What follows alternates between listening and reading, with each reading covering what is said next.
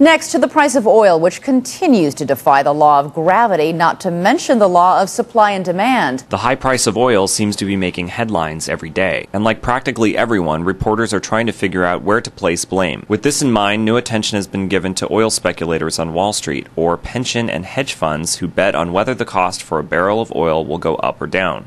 As the price of gas goes up, politicians have tried to be as visible as possible going after these speculators, holding hearings and passing bills that would regulate excess speculation and increase the power of the Commodities Futures Trading Commission. And the media reports, well, kind of let the politicians do their thing. And on Capitol Hill, where lawmakers are vowing to crack down on oil speculators. Your pension fund manager may be using your retirement money to drive up the price of oil. Chief economist for the CFTC, Jeffrey Harris, told Congress May 20 that his office studied the impact of speculators as a group and found that non-commercial traders are not making moves that precede big price changes. Some members of the media provided context. Joe Nocera called the hearings wonderful theater and a great blood sport in the New York Times June 28th, and it had absolutely nothing to do with the price of oil. National Public Radio's Michelle Norris and Scott Horsley gave a well-rounded report on speculators for June 23's All Things Considered. Politicians have identified a new boogeyman to blame for soaring oil prices.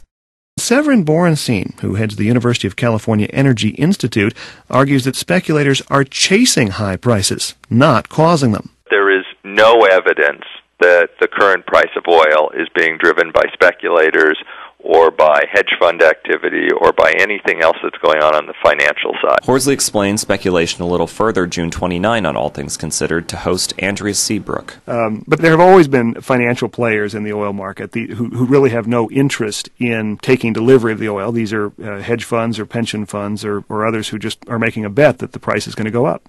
But there's considerable debate about whether that's actually driving up the price. I've talked to some smart economists who say there is no connection between that growing role of speculators in the market and the higher prices.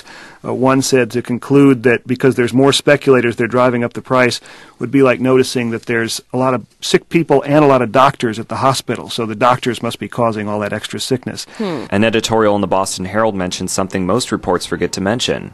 If you want to boost the price of anything, you must keep it off the market.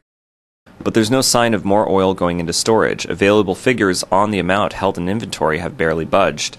U.S. oil stocks stand at 309 million barrels versus 330 million in June 2005. Some interviews gave some sound advice to Capitol Hill, though. On CNBC's Closing Bell, guest John Kilduff warned against regulation of oil speculators. One thing, everyone seems to assume that government regulation here and reining in the speculators is automatically going to send prices down. Nobody knows that could send things the other way terrifically because of the dislocation in the market it could cause. It's a really good point, John. Thanks so much for your insights. We really appreciate it. John Kilduff, Sharon. Oil hit its record of $145.85 on July 3rd, but dropped sharply July 8 to $136 a barrel. For the Business and Media Institute, this has been the Biz Flog.